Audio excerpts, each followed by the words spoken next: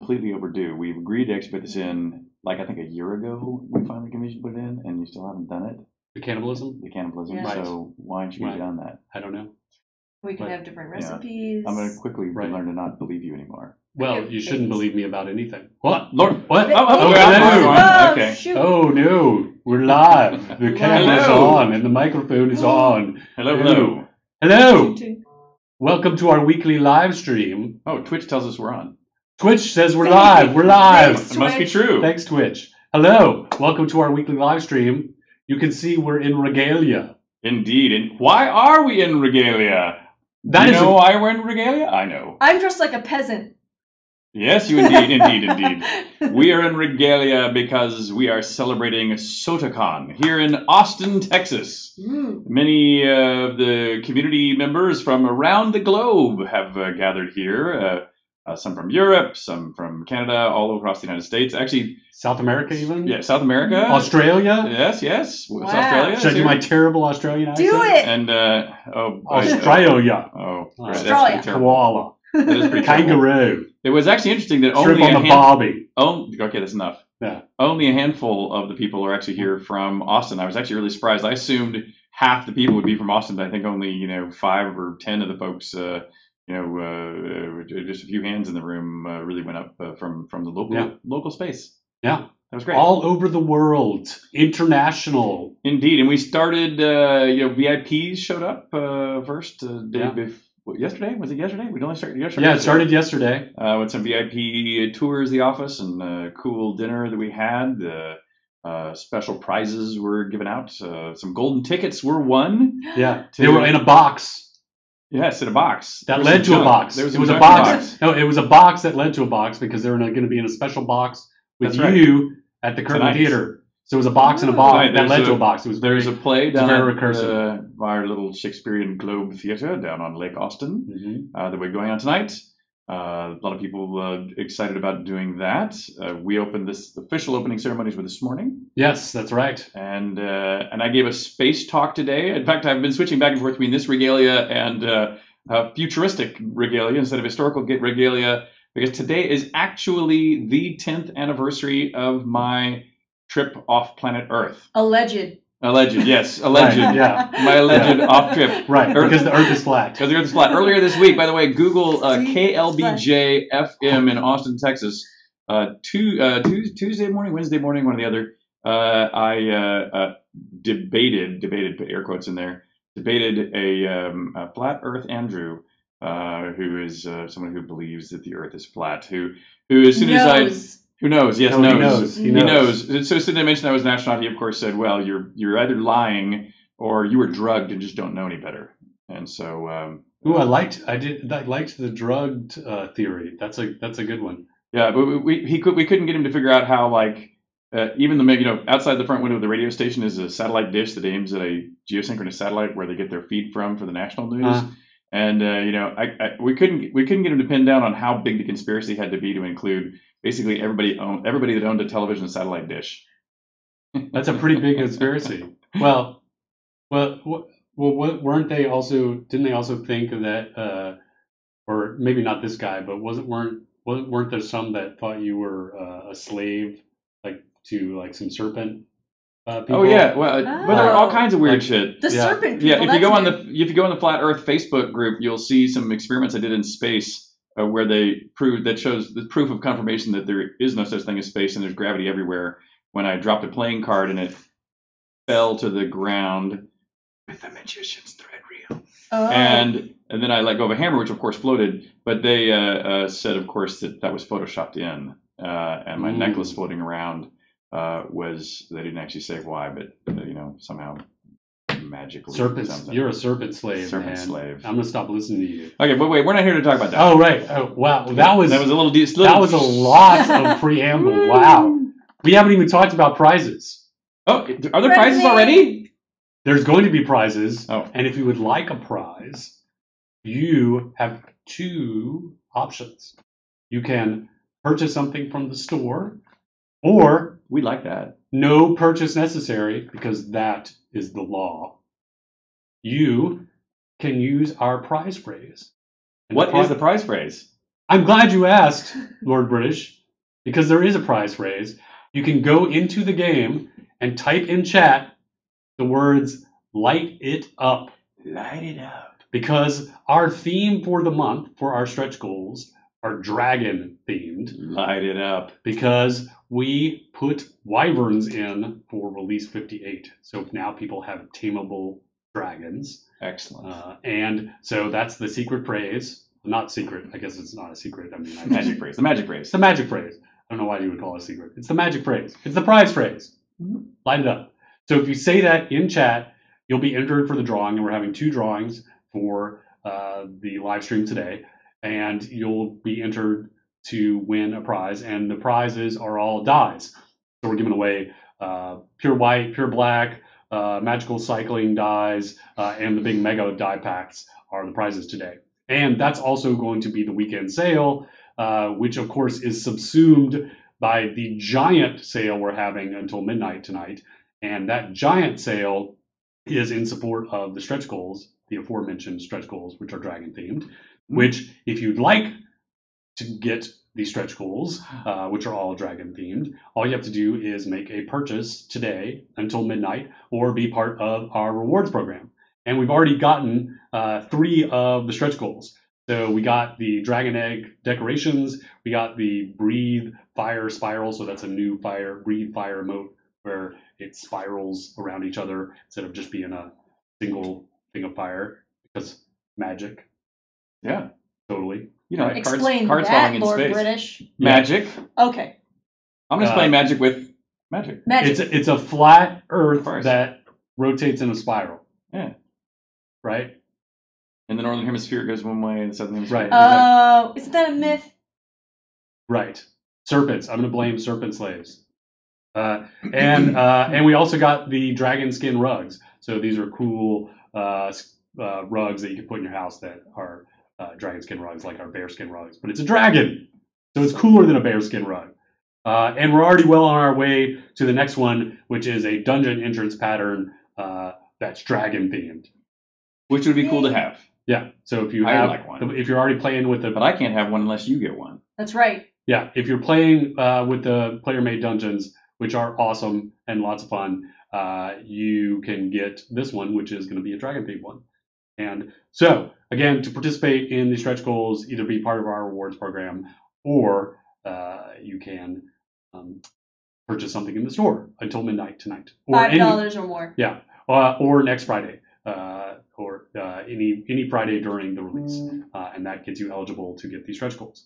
And the other big sales, so there's the big mega sale that's going on, but we also have a sale going on of the signed boxed edition. So we have boxed editions that slightly different than the Kickstarter boxed edition that Lord British himself, this guy, is signing the outside of.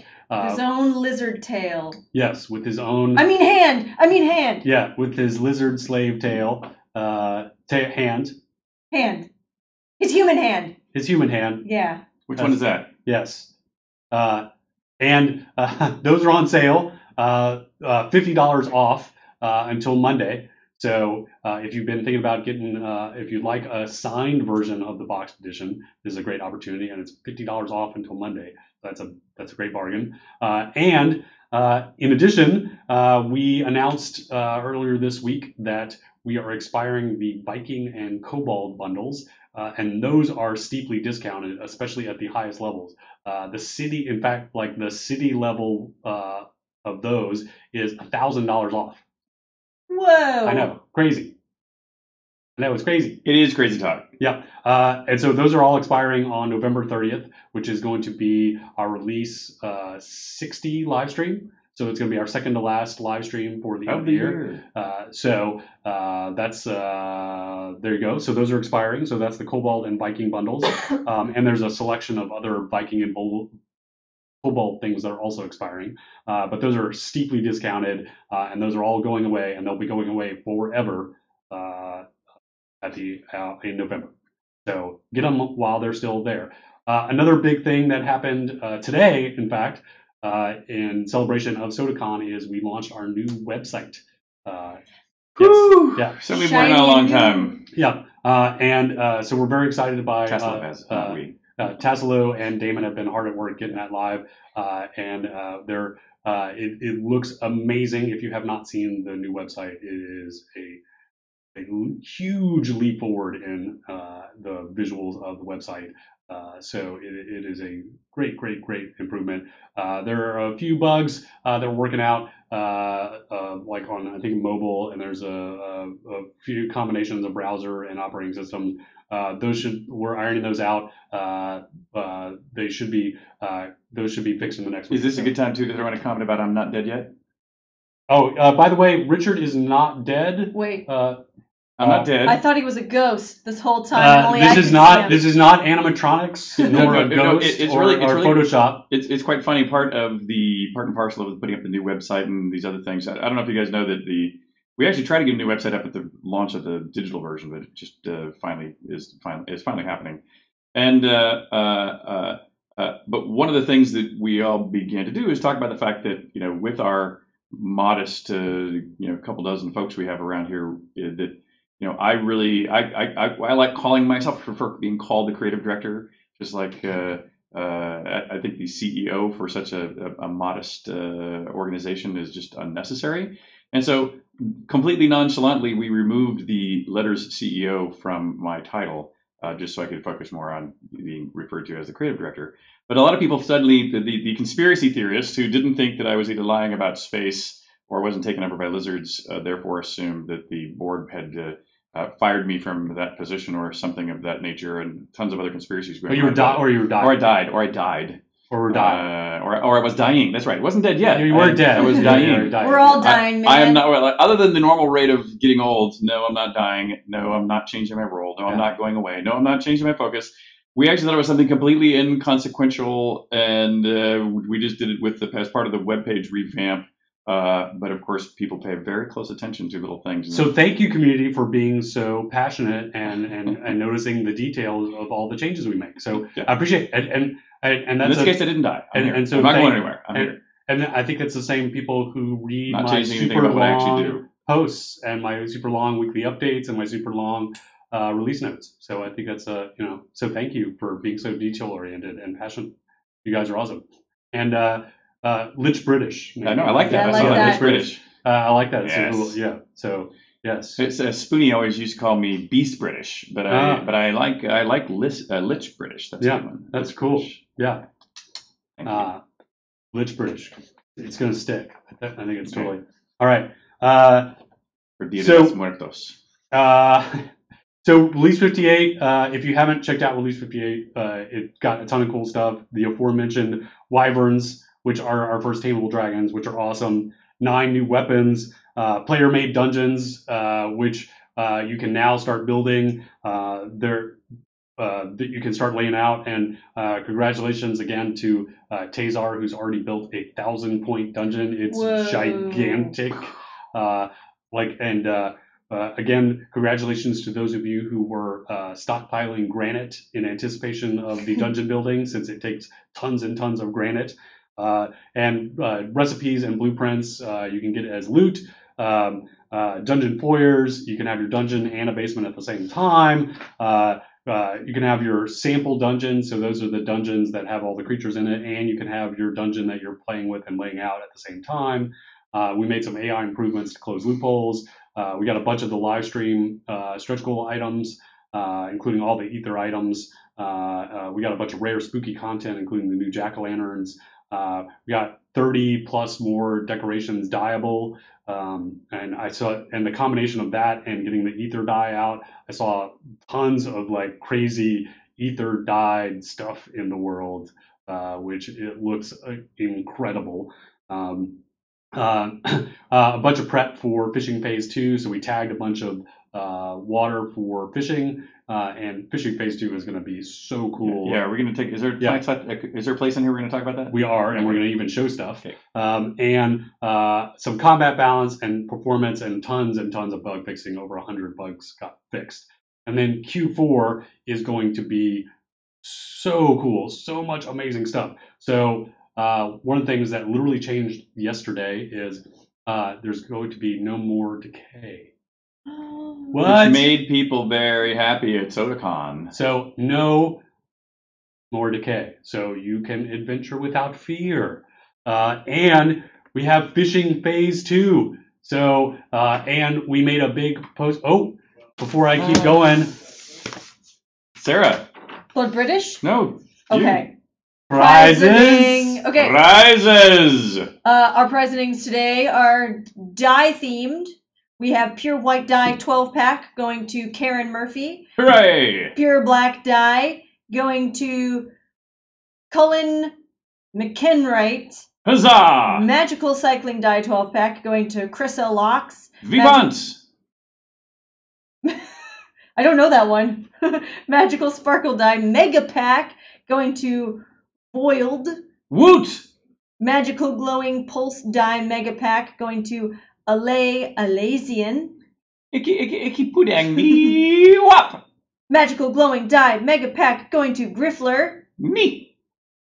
And super dye mega pack going to Rayclash. Betchy Lavash. Congratulations, Congrats. winners. Well done. All right, and we'll have one more prizing before the end of the live stream at 4:45. And remember, how do you win a prize? You say in the game, light it up, or you make a purchase on the store, but no purchase necessary. Because that is the law. Oh, yeah. And we do not break the law. Mm-hmm. At least we try. All right. Okay. So fishing phase 2. So speaking of fishing phase 2, we have show and tell. If you haven't seen our weekly update, we revealed all sorts of amazing stuff, including the lava fish. That's right. You're going to be able to fish in lava.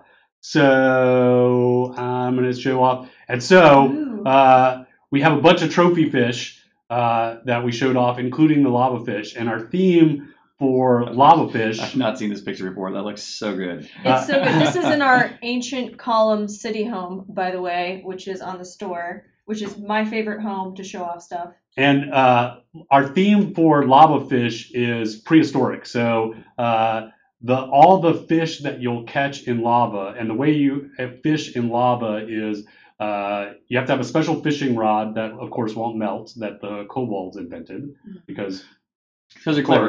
Because they're clever, and you have to use gems. You have to use gems as lures because they won't melt, right? Right. Well, apparently not these magical gems. These magical gems. Magic. Right. Pseudoscience. And the fish that swim around in the lava are all these prehistoric guys. So because they didn't die off, during any cataclysmic events like asteroids or anything else. Mm-hmm. We know that they quickly evolved to survive in that great heat, and then began to swim around within that molten fluid. So it's fluid. Molten rock is just like molten ice. It's just a different temperature. Is water. Molten ice is water, but the point is molten rock is still a fluid, mm-hmm. and so these lava fish will swim in that fluid. Yeah, that's right. They're very strong swimmers. Very strong. Yeah, that's why they fight so hard on the tackle. And so one of the new things too we're introducing with the trophies is in addition to the wall mounts, some of the larger fish like this big lava fish and the shark will have floor mounts. So you can see that's the tiger shark, sailfish. Yeah, and if I can just throw out a comment about so you and me have argued about when and how to schedule fishing for a couple of years at least now. Yeah. I've been arguing to get it in sooner than later just because I knew when Ultima Online came out and the simple fishing simulation of 50-50 chance you catch a fish was in there. Fishing became incredibly popular even at its earliest stage. And I was so I've been very eager to see an expansion of the fishing.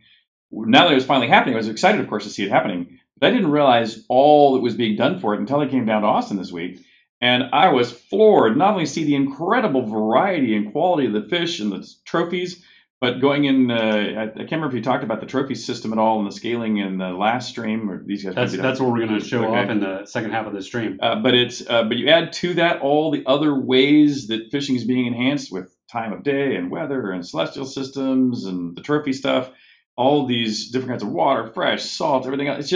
It's phenomenal. I mean, it's actually going to go from what was quite a simple system to an amazingly complex system with amazing diversity of things that you can get. tons of opportunities for role play, tons of opportunities for contests. Great decorations to be able to look at that. Oh, I haven't seen that before either. That looks so great. Anyway, I just think that this is a phenomenal and add to the game. Yeah. I'm very excited about it. Yay! You previewed something. Yeah. And so fishing, we're going to have the 4 different types of water. So fresh, salt, fetid water, that's going to be the swamp and the dungeon sewer water, and then the lava water. The big reveal this week, of course, was all the lava fish. It's going to be over 35 new types of fish. We're going to have and all fish, with their own areas, seasonality, everything. So it's phenomenal. And then one of these I showed off was this swordfish right here, and there's a rumor that supposedly you can cook with the swordfish, and it might provide some sort of bonus to your sword play. Well, of course it would. Oh, it's it's like you go to the apothecary to get your you dilute it and you end up with a homeopathic sword play essence. Yeah, there you go. That you then imbue into your body. Yeah, there you go. We need a hammerhead shark that makes your bludgeon better. Good. I was thinking I thought you were going to go to carpentry skill, but I like that even better. Bludgeon, and maybe your carpentry. And carpentry. Well, we're at it. Why not? And a clownfish makes you funnier. Well done. Or not. And then another big thing, and that's one of the things we're going to be talking about in the second half of the live stream today, is trophy data. So one of the things that'll happen when you catch fish, sometimes you'll catch a fish and it'll just be a normal fish that you cook with. Or make decorations out of, but sometimes you'll catch a trophy fish, and that trophy fish will have extra set of data of who, when, where, and a scale to it. And so sometimes that means up to like 4 times the normal size of it, and that scale will translate to when you make a decoration of it. So you'll have a much bigger version of the trophy. That trophy version that you make to put up on your wall will be bigger, and then when you hover over the tooltip, it's going to say who caught it, when they caught it, where they caught it, and then it'll say its weight in the tooltip. So it's like you caught a 30-pound bass on this date, and who caught it, and all that stuff. So it'll be all this cool trophy data. So no fish tails saying this fish was this big. No, you can still tell the tail because that's the one that got away. Oh, right. Don't you know how that works? Yeah. We need a white whale. It gets away. Yeah. Well, let's see. There is one in the game. It just keeps getting away. Right. Dolphins. Yeah. Sorry. We were making Dolphin some mouth. terribly bad jokes about whaling and seal hunting and all that stuff. This year, I've eaten whale twice. Oh, you terrible person. I've had whale Minke once whale. in my life. Minke whale. Raw. It was harvested by indigenous people near the Arctic. So okay. it's all right. Well, then that's okay. And they're not endangered. Mine was just at some Japanese restaurant. Okay. All right. Let's see. We're gonna do more quality of life improvements in Q4. Player-made dungeons are gonna expand. Backslots are going to be enchantable and masterwork, so you'll be able to have stats associated with them, so it won't be just wear the shroud all the time. We're going to have a global chat channel, so the world will feel you'll be able to communicate worldwide. Seasonal content of the Pumpkinhead and Krampus. Loot improvements, and one thing that Joaquin Wizard Smoke started on today, thanks to a suggestion by Justine, is the ability to store your vendor separate from your house, so you'll be able to swap out your house for things like events and seasons and not lose all your stored items in your vendor. So that's I know that's something that the players have wanted for a while. That earned some gasps at SodaCon just a couple hours ago. So I know that's something that players have wanted for quality of life. And then 2019 is going to be even more amazing. So much cool stuff coming in 2019. So crafting specialization where you'll be able to choose a specialization like smithing or tailoring, and then or alchemy, and then you'll be able to use that specialization to choose your effect when you go to enchant or masterwork, versus it being random. And then Grand Master only effects. That these are a set of effects that only appear when you get to Grandmaster level on crafting. More loot improvements, more add-on store weapons. In fact, Scotty started on some cool new bows as of a couple of days ago. So there's got a cool new Norgard longbow coming.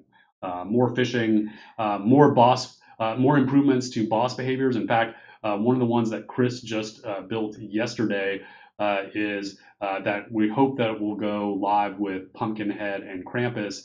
Is this nearby things give them power? So one of the things we have is so Pumpkinhead. The idea is that he'll be literally in a pumpkin patch, and the number of pumpkins in the pumpkin patch make him more powerful. And so you have to go around smashing all the pumpkins. Smashing pumpkins. I love that band. And meanwhile, he's attacking you. So if you're focused on going and smashing all the pumpkins, he's like hitting you. But if you don't smash enough of the pumpkins, he's going to be too powerful to kill. We should throw a blink in there so we can get ahead of you and stuff. Oh yeah. And then Krampus is going to use a similar mechanic. He's going to have his army of zombie children. Man. Yeah. No, I love this one. I just love the way this one works for reasons that will become obvious for any of you who know me. But you all know the historical story of the Krampus, where Santa brings presents to the good kids. Krampus scoops up bad kids and takes them away to their doom. But we never really specify what that doom is. And of course, in the game, none of you have children, NPCs, or sidekicks with you yet, and so Krampus wouldn't really have that effect on you. So we thought, how can we retune the mythology to make an interesting Krampus character? So what we've arrived at is the Krampus, when he goes and steals those bad kids, and he takes them away forever. And not only does he presumably torture them to the point of them dying, but now he has created basically a little army of minion zombies of the bad children that he's tortured to death. Did you torture them with broccoli? At least broccoli. Oh. Broccoli, peas, carrots, all kinds of things. Vegetables. The worst. And so he brings those into the scene with him. So you will again have to dispatch his zombie children, and as people know, I have this thing for killing children in the game. But we're going to layer in that same effect, which means that if you try to attack the Krampus and he's got a passel of children with him, the children will add to his power and his healing rates and that sort of thing, where basically that will be ineffective. You'll have to kill the children first before you have any chance of killing the Krampus. It'd be awesome. And then, of course, episode 2, and our goal is to have episode 2 end of 2019, and that's going to include a complete revamp of the quest system and the journal system, treasure hunting with treasure maps, item affinity and reputation, an in-game achievement system, taming expansion, so your pet's level, you're going to have access to their skills. So if your bear has a knockback ability, you're actually going to be able to trigger that on command. Extended permission system for containers, so you'll be able to set custom permissions for those containers, like put one in, take one out. Customizable NPCs, and our goal is to start building out the new lands for episode 2 in Q1, so that as soon as the beginning of summer, you guys can start. Those of you that have episode 2 early access can start playing around in the episode 2 lands. And by the way, as we're slowly expiring all the episode 1 stuff and really wrapping that up, other than debugging, which of course we'll do forever, and the team is shifting gears into episode 2. I can tell you literally just over the last couple of days, since I've been in town, it's a good time to have more effective design discussions with B and Keith and everyone. But we came up with some really good ideas here. Travis came up with some really great. Oh yeah, great the stuff. white shroud versus black shroud, and ways to and also what happens when what you do with your shroud post shroud. And even I don't even think you even heard this because we were just doing this afternoon. Some really great elder game. No, that's the post-shroud stuff. Yeah, it's really great. Yeah, great, it's really great. cool. Yeah, it's really cool. All right, and phase 2. Just a reminder, you have another week for address verification for phase 2 of the shipping. Do it. Which we're going to be right. More than a week. Oh, we extended November again. 2nd. Oh, we extended again. But you really need to do it. If you haven't done it, there's going to come a cutoff, and we can't do them forever because eventually we have to do something with all the unclaimed ones, which will probably mean they go into our home pockets or something. But whatever it is. So if you have not submitted your forms, frankly, you should have done it a long time ago. But well, okay, do it so now. we are removing the verification system that's in there. But if your address is confirmed right now, it should be okay. But we'll definitely send something out that says, hey, just double check, make sure it's all okay. And please don't write me at support@portalarium.com unless you really don't know why your box hasn't come. Okay. All right. One other thing, so I'm going to sneak peek here. So at players' request, these are going to be new decos that you guys can, in celebration of Halloween. These undead specimen containers. We made these decorations, and then this is a shot of the new Souls Bridge. This is part of the. So we rebuilt the 3 starting scenes. Part of what we're doing with the new user experience and revamping that. There's about basically 3 major changes we're making. One is we're separating the tutorial from the story. So one of the things we were trying to do is we were trying to tell story and teach you gameplay at the same time, and that was just kind of basically failing spectacularly.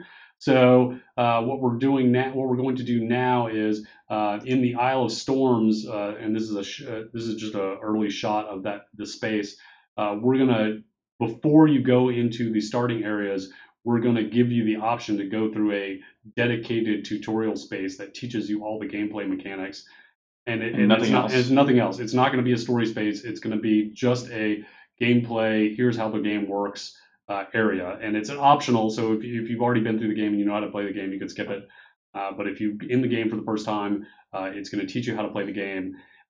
And the other big change we're making to the starting experience is we are going to separate out the decks and the loadout that you start the game with from the story path you start.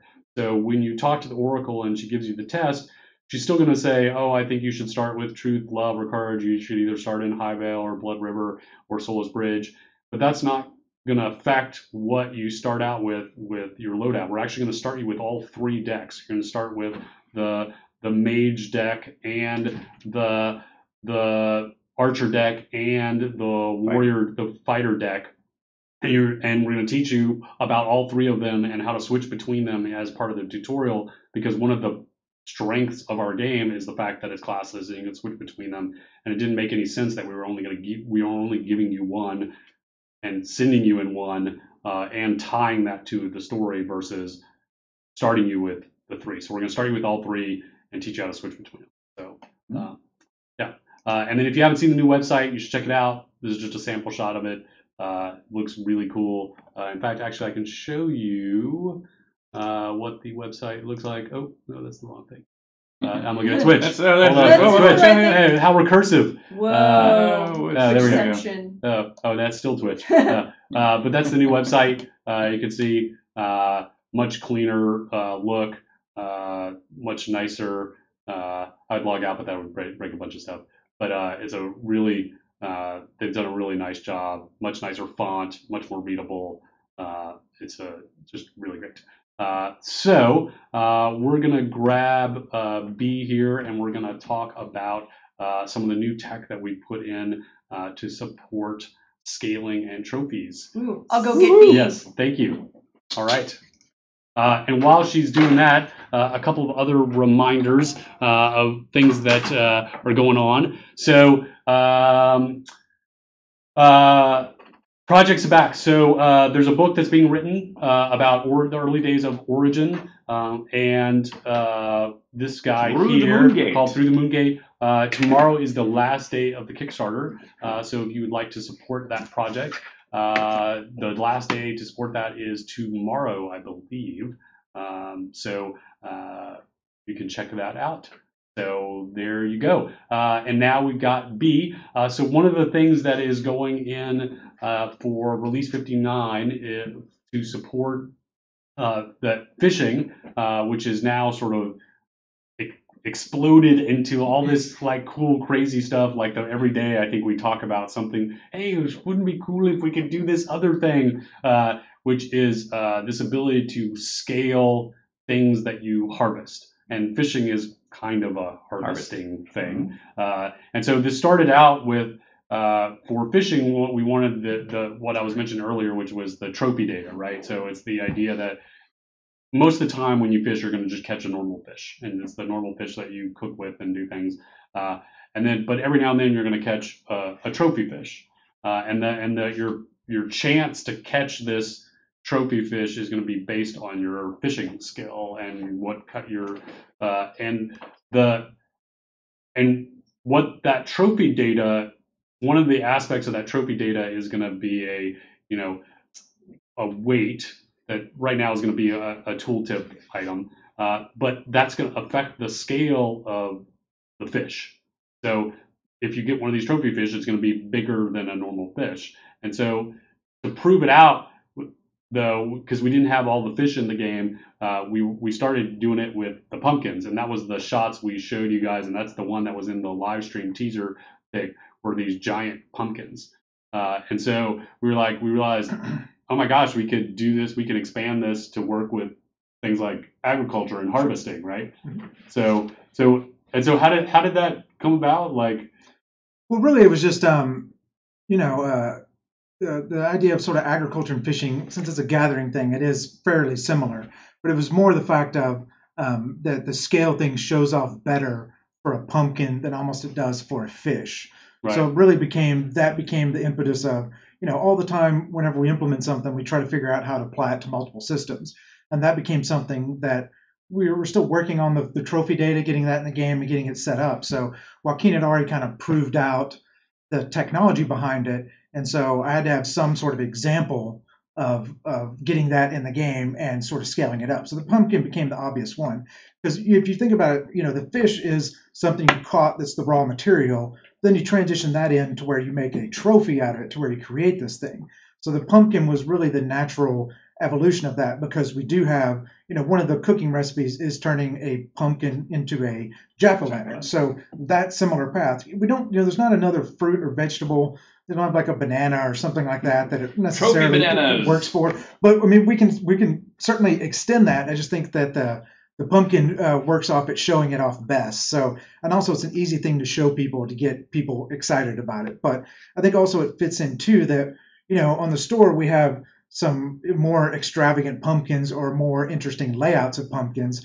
So it also fits in sort of a idea of, if we have a pattern that is a different sort of looking pumpkin, that then you could apply that to your pumpkin.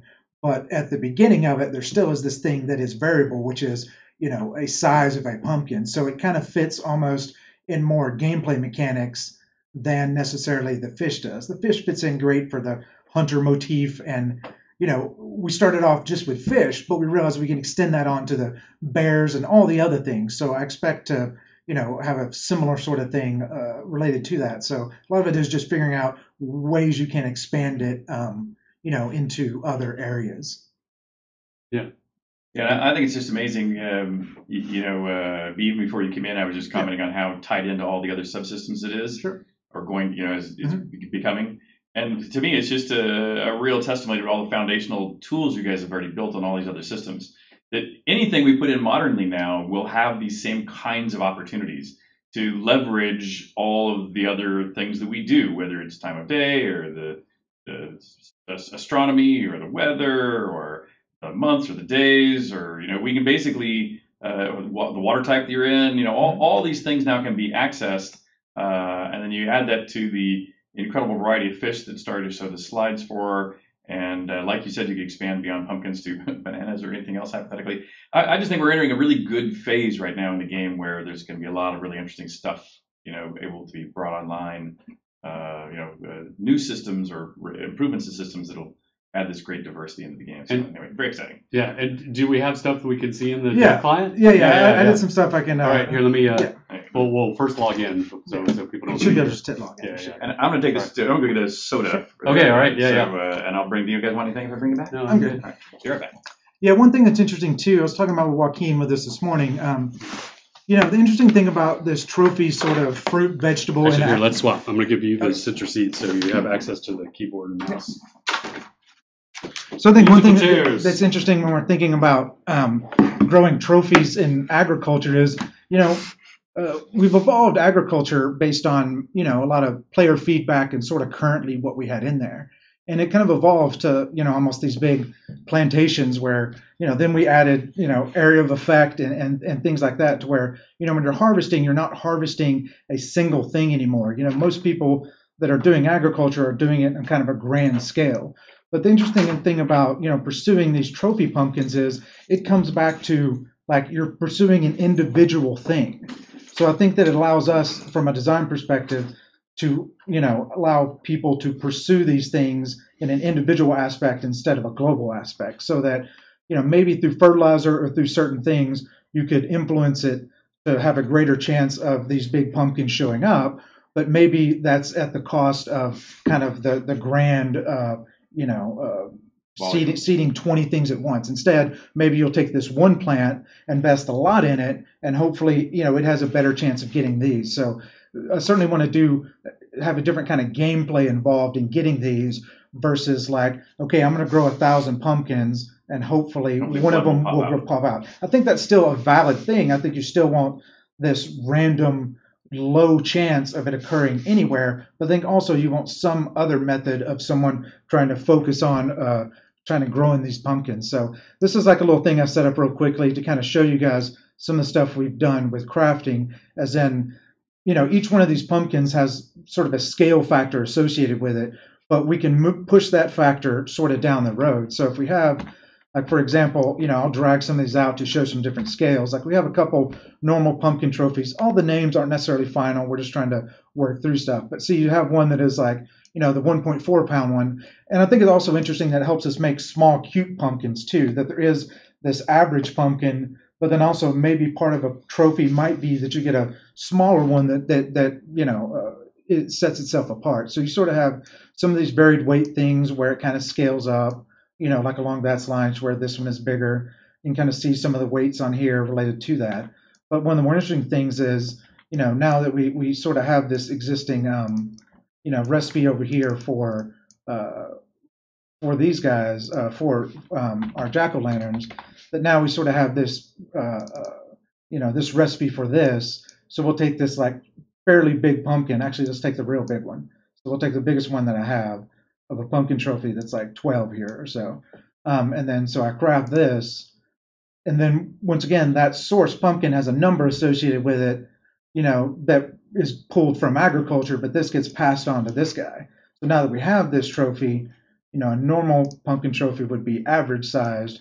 But now that we have this guy here that we just made, we can come over here a little bit and then show off, this is the 12.9 that I just made, that this is sort of, our... So are we really going to we're really going to do this? We're really going to have people have pumpkins and jack-o'-lanterns this big? I think, this is freaking awesome. Really? I think as long as the probability is nice and low. And it's so what is it going to, what is it going to take for someone to get a pumpkin this gigantic?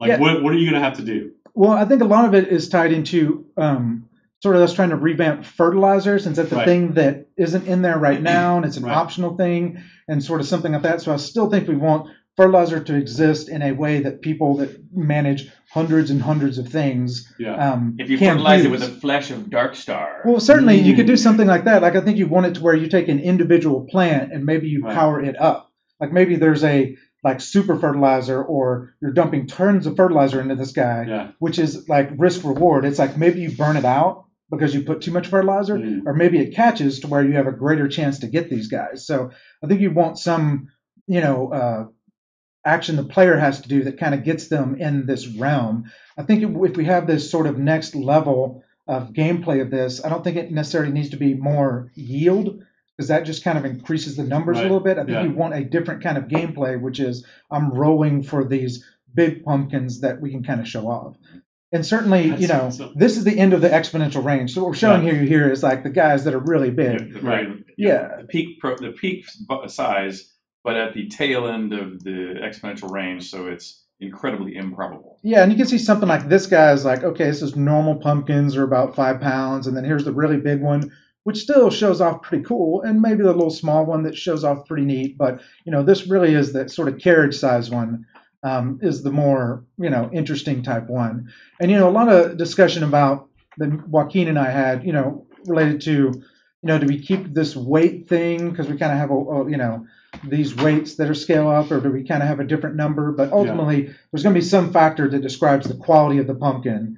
The quality is associated with the size, and then that number gets pushed on. And like we can do this with other fruits and decorations. We just don't have too many recipes that are associated with these, but it's a thing that's going to work for fish, to where the fish data moves on. It's going to work with these guys where that data moves on. So it's going to be fun to see what other aspects of this that we can bring to crafting. It's freaking amazing, man. Yeah, I think it shows off well. And one fun thing just technically here is that we have this thing where we scale it up inside. And we can limit this scale, and if we have to, we can have a different prefab that has a higher res texture. So there's certainly things we can do if we're worried about the quality of stuff. But it is interesting that we can scale different parts at a different scale. Because, for instance, when I first scaled this up, the candle inside was like the size of the person almost, and so the candle scales at a different rate than the pumpkin does. So the pumpkin scales up to ×5. The candle only scales up to like about 2.5. So while that's a big pumpkin, or that's a big candle in there, it doesn't look broken. So it is interesting that we can actually have this one number but set different min-max scales so that this thing doesn't look too out of place. I think that's the goal. Is you want the black and white picture in the farmer's almanac that shows the guy standing next to the pumpkin. We want that thing achievable. We don't want a pumpkin that is outside the realms of reality. But one of these existed someday. They probably didn't turn it into a pumpkin, but that's into a jack-o'-lantern certainly. But that's the fun that we're going to have. But yeah, definitely it's been exciting to kind of work on this stuff, because it's a very general concept that we're almost making more general, so that if we do apply it to agriculture versus animals versus fishing, it can be a similar mechanic but a little bit different in how you get them and how it's kind of applied. But ultimately behind the scenes, it's big decos that start with something that the player creates, either through fishing or agriculture or something like that. So I'm excited to sort of have be able to show off people's work and have that work that they put in inherited onto decorations and things of that nature. So cool. And so the fishing will work similar in the sense that, like we were talking about, most of the time you'll catch normal fish, but every now and then you'll catch one of these quote trophy fish, and they'll be of these range of scales. Like I think in the pictures that we were seeing of the trophies that Damon put together, like for instance that tiger shark, Damon was saying that he was like 50% normal size. Half. So he was supposed to be like twice as big. So that would be example of like a trophy tiger shark of like trophy. I think that's a cool point, is that there's a cool factor in trophies not just being bigger, but trophy can be smaller too. Mm-hmm. The idea that you catch a small version, that's a novelty just as much, which I would have never thought of actually, that small is a novelty just as much as big, and having those be just as rare as the bigs is cool. Yeah, certainly you want to think of average and how far off of average these other things are, And a lot of these things, I'm excited too, because we've thought a lot in fishing about, what's it going to take to run a tournament, and what does it take for us to mark up the fish that's caught so that you can have a good, valid tournament. And, those questions that we ask and answer, we can apply to this as too. I certainly want to have, a Thanksgiving pumpkin growing contest. Yeah, totally. And one of the more interesting things is, we talk about these different layers inside the game since we have this cyclical nature. Right now we can see up here that's October and autumn and Tuesday and things of that nature. I think we can set it up to where there's in-game seasonal differences to how hard it is to grow one of these, such that maybe in the spring or in the autumn, it's easier to grow a big pumpkin versus in the winter it's not. So I think we can have these subtle things where the upper end of the sort of exponential curve is also only achievable during certain parts of the year. Now maybe it is, it's when you harvest it, not when you plant it. So there's some, level of disconnect there. But certainly we haven't done enough seasonal stuff because I don't think it hasn't really fit too much in. But I think looking back at agriculture, having some seasonal aspect to it, have that, affect your ability to get these trophies, then that's another mechanic of knowledge of like, I'm good at growing these guys because they grow bigger during this time. Like I said, certainly that is to get to the the people that are worried about that exponential end that's difficult to get to. But I think you want to introduce some gameplay mechanics that require knowledge or require the farmer's almanac effectively to know when there's the sweet spot for these seasonal things. So well, and that the nice thing about that, tying it to the in-game seasons, is they're accelerated, right? Mm-hmm. So like what's a year? 2 real weeks, 2 Earth weeks is 1 in-game year. Yeah. So a season, 3.5 days per season. Yeah. Right. So that's totally. Here, I'm gonna switch to our sure. main camera now, Yeah. because we can give out surprises, and we can also see Twitch.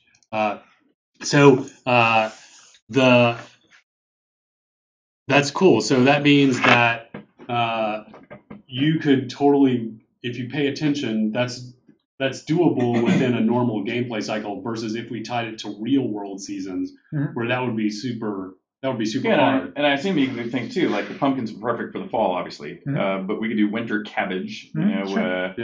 which is at least in New York City, I see winter cabbage parked all over, planted all over the streets because it's the only thing that can get to grow on the winter, etc. So you can have spring crops, summer crops, fall crops, and winter crops. Yeah. I think just the seasonal stuff fits well for agriculture. Yeah. So Yeah. figuring out ways to roll it into this as well as other aspects to it, I think is exciting. And like you say, the time frame is such that it's not like you got to wait 2 months in game or something like that. But there is a sweet spot every 2 weeks for a couple days, or maybe 1 week on and 1 week off. So Lord British is going to read out some prizes, and then I have a couple of questions I want to ask you about some fish recipes. Excellent. So yes, I am the holder of the prizoning. These digital prizes are going out to these people. Again, the dye themes. The Pure White Dye 12-pack goes to Feldon Grimshaw. Congratulations, Feldon Grimshaw. The Pure Black Dye 12-pack goes to Lillian Crosley. Lillian Crosley, congratulations. The Magical Cycling Dye 12-pack goes to Calistrata VC. Congratulations, Calistrata. The Magical Sparkle Dye Mega Pack goes to Magnix Black Tier. Magnix, congratulations. The Magical Glowing Pulse Dye Mega Pack goes to Absolum. Absolum, congratulations. And Watcher is the winner of the Magical Glowing Dye Mega Pack. Congratulations, Watcher. And the Super Dye Mega Pack goes to Magmus Novastalker. Magmus Novastalker. Congratulations. Those are the second batch of winners. Congratulations. All right, congratulations, winners. And so in the 7 minutes we have left, so one of the things you're working on, so there's a ton of new fish going in, and it's gonna take all of Q4 for us to get all the fish in. So just everyone's expectations set. It's we're getting 35 fish. It's gonna take us a little while to get them all in. So everyone's super excited. But I know that and getting recipes for all those fish, it's going to take us a little bit of time. So there's not going to be recipes for every single fish right off the bat, but we're getting some recipes in. And one of the ones that I'm super excited about, that I know B's super excited about too, is the swordfish, right? So what are they going to be able to do with the swordfish? Yeah, I think when we have if you've seen the screenshots for some of the fish, we have some of the fish that are just insanely huge, and I think the goal should be to make those things truly rare. So I think whenever you make something that is at the sort of end of the rarity spectrum, then you want to have something that's unique behind it. So I think there's some stuff that we've done, some stuff we haven't done with food in the past that we're going to do now, and some of those are going to be, some type of weapon bonus kind of associated with it. So I definitely think, if we have that, the spearfish gives you a little bit of spear skill, the swordfish gives you a little bit of sword skill, and we'll find something in there to kind of give you a little bit of Angler bludgeon fish gives you a skill. little bit of fishing skill. Well, I mean, certainly we've talked about more modifiers inside of fishing, but I think those upper ends of the crazy big fish need to have something, Into combat. associated with it into combat. But I will say that the fish recipes have a lot of intelligence on them. What? Intelligence? Because, honestly, if you look at the recipes in the game that currently have intelligence, it's the fish recipes. It's the Dark Star oysters, right?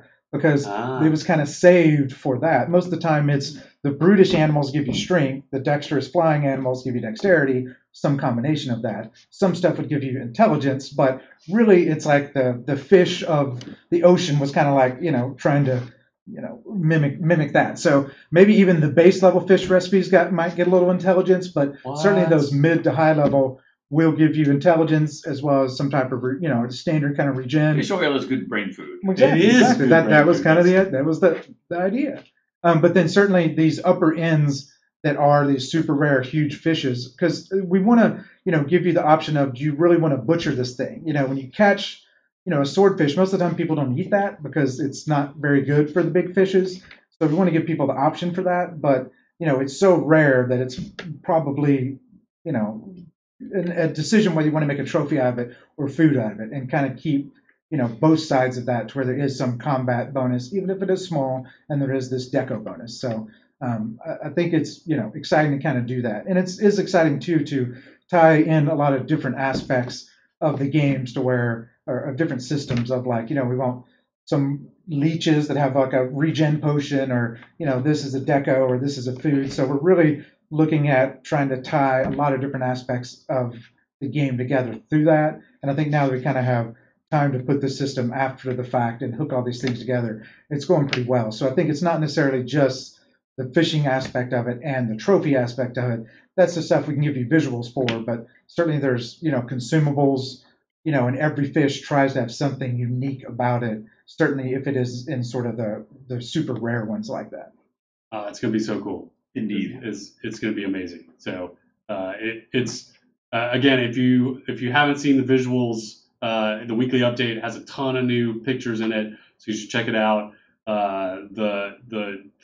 The fish look amazing. There's going to be the version that when you catch it, you'll have the version just like the fish we already have, where you can just put the body of the fish as a deco, but then then there's going to be the ability to make the trophy.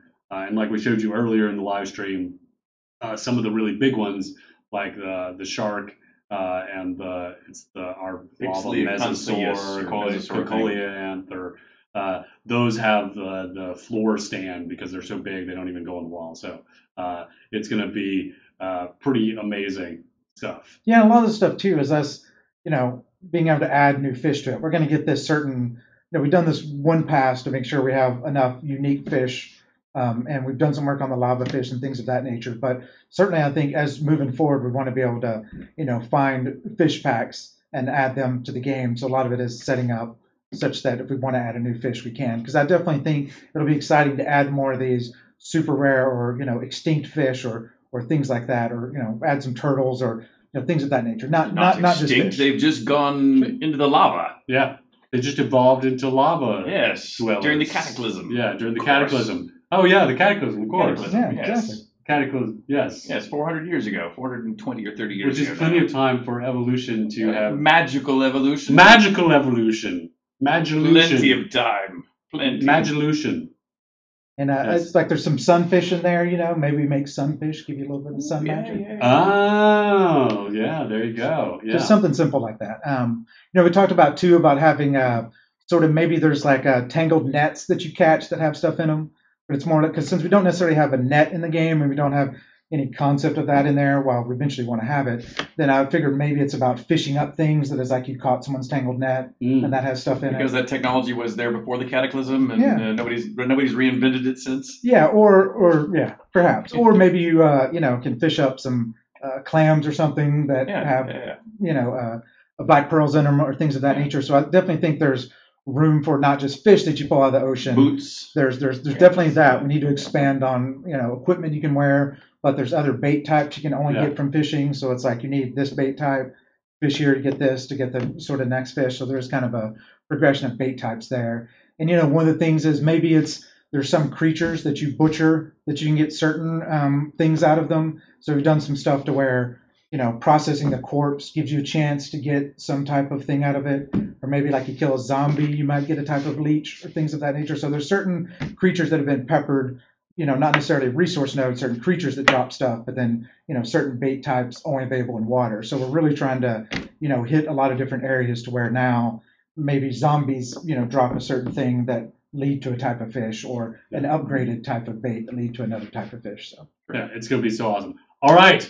That's all we have time for. We are off to another SodaCon event. And so thank you very much. Glad you're with us. And thank you for all your support. And congratulations to all the prize winners. And reminder, we are doing stretch goals all today till midnight. If you'd like to participate, all you have to do is make a purchase in the store or join our rewards program. And the next stretch goal is we're pushing towards the Dragon Dungeon entrance, the craftable Dragon Dungeon entrance. Yeah, and we've already hit the Dragon Eggs and the Breathe Fire Spiral and the Dragon Skin Rugs. And the next one is the Dragon Dungeon entrance. We could get there tonight. Yeah. Let's get there tonight. All right. Thank you very much. We'll see you guys next week. Bye. Adieu.